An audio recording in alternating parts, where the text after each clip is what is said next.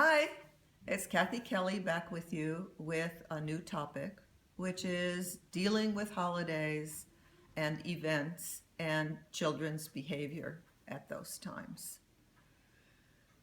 What happens with you when there's a big event?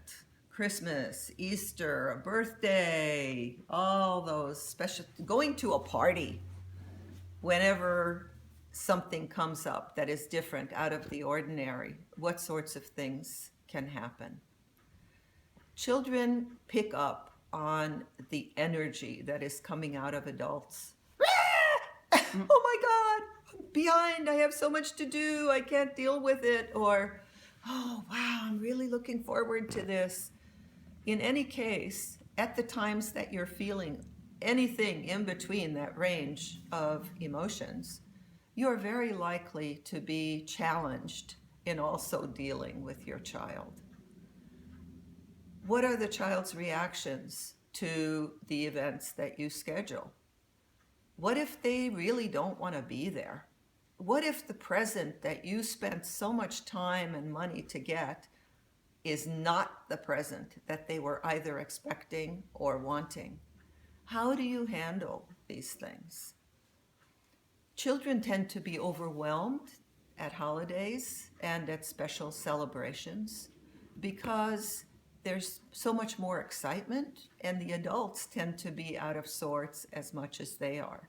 There's a much more narrow, stringent set of expectations about behavior and what is acceptable and what is not acceptable.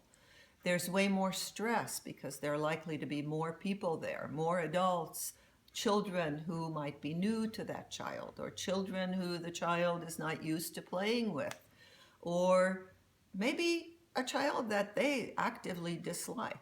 Sometimes a cousin, sometimes the next door neighbor that they are really expected to cope with. Generally, if you focus on the child and the child's needs in some basic central way, you will be able to negotiate the problems that come up. Children might not want to wear the clothes that you have gone out and bought especially for this event. What do? Well, you can always provide some level of choice, but be clear about what the choices are.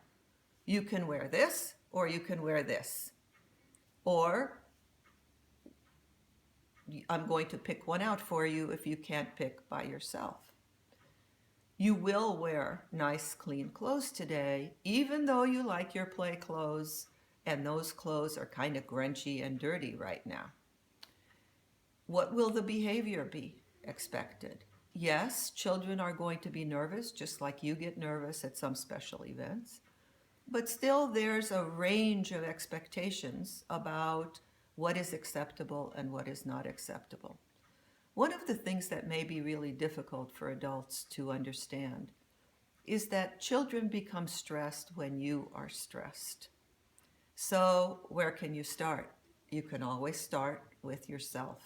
You can always calm yourself, lower the level of excitement, your voice, your tone, and try to come down to some level that is in some way supportive and comforting of the child. It's always tempting to want the perfect child at a public event. Public meaning with your extended family, with a class full of other children, with a group of your friends at a holiday party. But children won't always be able to adhere to your expectations of their behavior because just like the set of potential experiences, feelings, and fears that I just outlined, children have those too.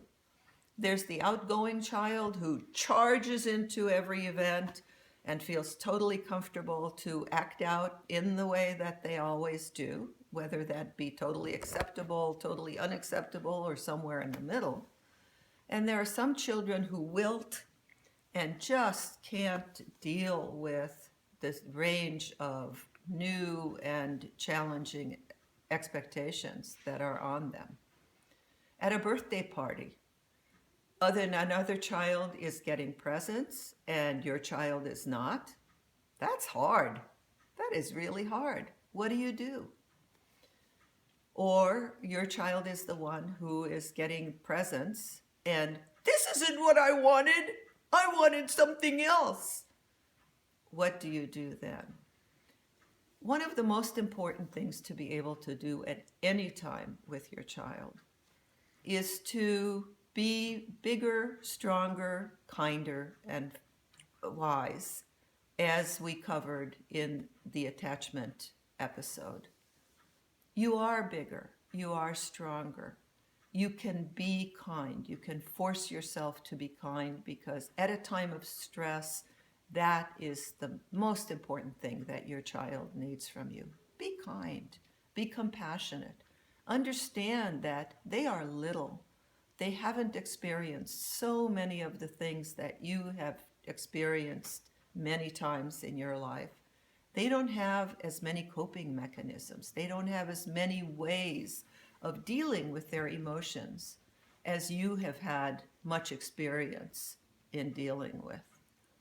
So acknowledge the feelings. Oh, it looks like you're feeling a little overwhelmed. I wonder what we could do. Maybe we can come and sit in this little table together or in this little corner together and talk about how you're feeling right now. Or maybe you just need a few minutes and I'm going to be here with you. I understand how you might feel, because sometimes I feel really overwhelmed too, and I don't know what to do even though I'm a grown-up. Can you imagine that? But in any case, I will be here with you and I will support you and we will get through this together. Maybe not at this minute, and everybody has times where they have a hard time, just like you're having right now. But maybe in a few minutes you will feel differently and you'll be able to handle the situation better than you can do right now. So let's sit together. Let's talk about it. What is really difficult for children is when you have a very specific and very narrow definition of who they should be, how they should be, and absolutely the worst and hardest one is how they should feel. Children, like you as adults, have their feelings, and nobody dictates that except their own inner sense of the world and their safety in it. The way that you can be bigger, stronger, wiser, and kind is to be compassionate, to understand that they will have difficult feelings, and assure them that those feelings, like the best of feelings, pass eventually, and that there's usually someone who can be with them, accept them, and care about them, even when they're having their very hardest time.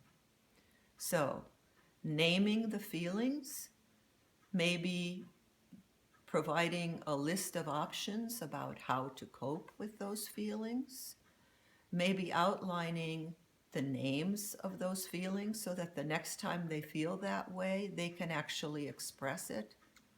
And when I say the next time, of course, I understand, and we all understand, that children don't have single trial learning with difficult things like emotions.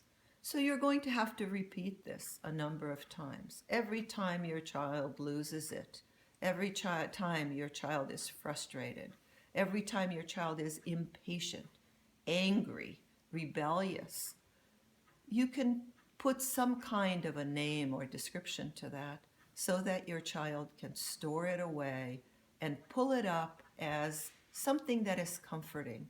To be understood is the biggest and most important step in getting past the challenging moments of life.